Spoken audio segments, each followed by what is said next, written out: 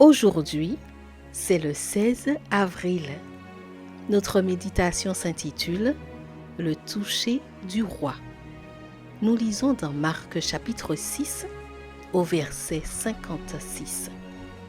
Partout où il entrait, village, ville ou campagne, on mettait des malades sur les places publiques et on le suppliait afin de toucher seulement la frange de son vêtement.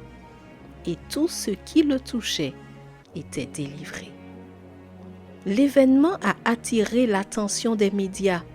La dame distinguée marchait parmi les hommes les plus humbles, sourds, personnes âgées, sans-abri, mourants.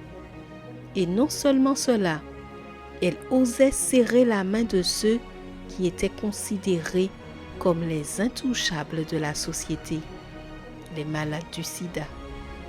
Les moins privilégiés ont bénéficié du charisme et du toucher de la princesse Diana.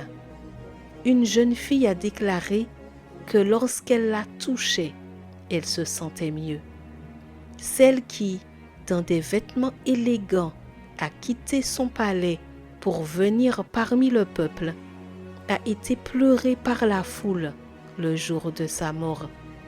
Ses funérailles ont été retransmises dans 187 pays et suivies par 2 milliards de personnes dans le monde. D'innombrables fleurs sont arrivées à Londres pour l'occasion. La princesse du peuple, comme on l'appelait, a marqué l'histoire des maisons royales en rompant les protocoles comme personne ne l'avait jamais fait auparavant. Peux-tu t'imaginer serrant la main d'un membre de la famille royale? Ce serait certainement un moment émouvant. Il y a de nombreuses années, un roi est également sorti de son palais, mais humblement, sans vêtements élégants et sans attirer les médias.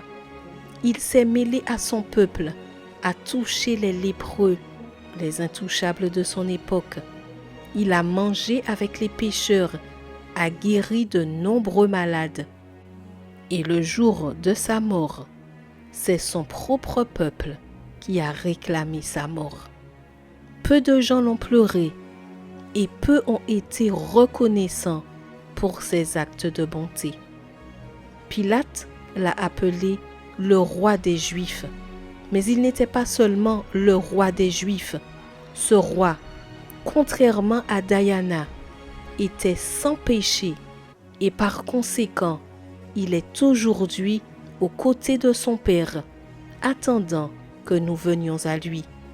Il s'appelle Jésus et il est mon roi.